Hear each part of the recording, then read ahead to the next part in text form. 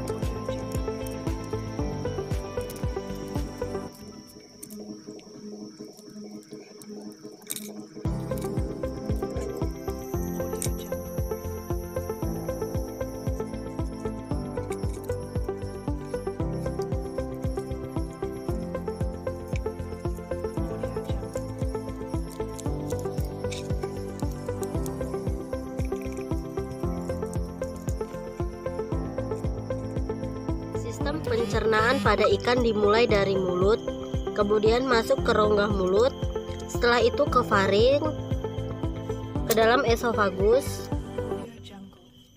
kemudian ke lambung.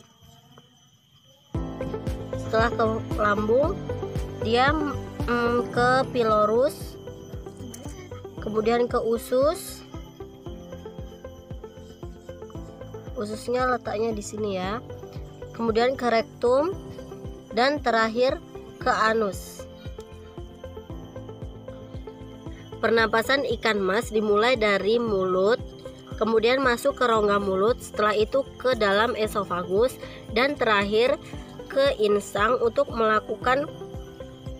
mengikat oksigen, dan selanjutnya disalurkan ke seluruh tubuh.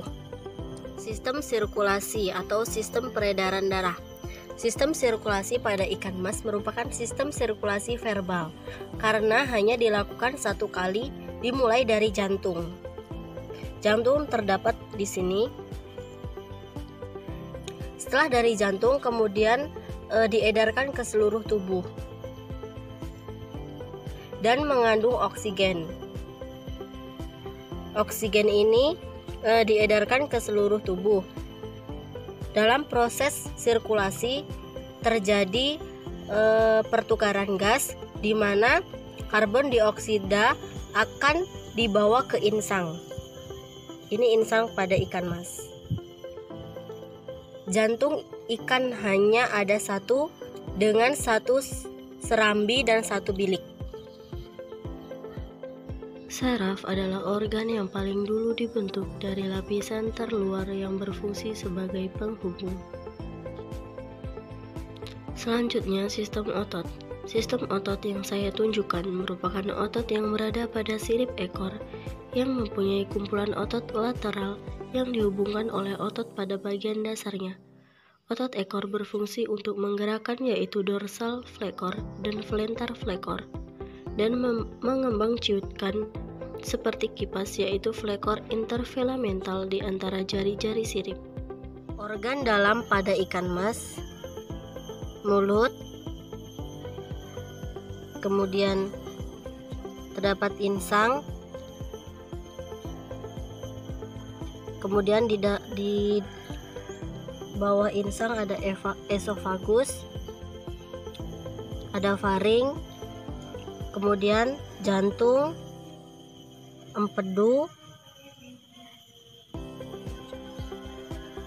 setelah itu pankreas, kemudian ada hati, ada kantung udara, ini berhubung pecah jadi seperti ini, kemudian ada usus, kemudian ada lambung di dalam sini, setelah itu ada ureter, ada lubang urogenital, dan terakhir ada anus. Tidak lupa di sini terdapat ginjal pada ikan mas.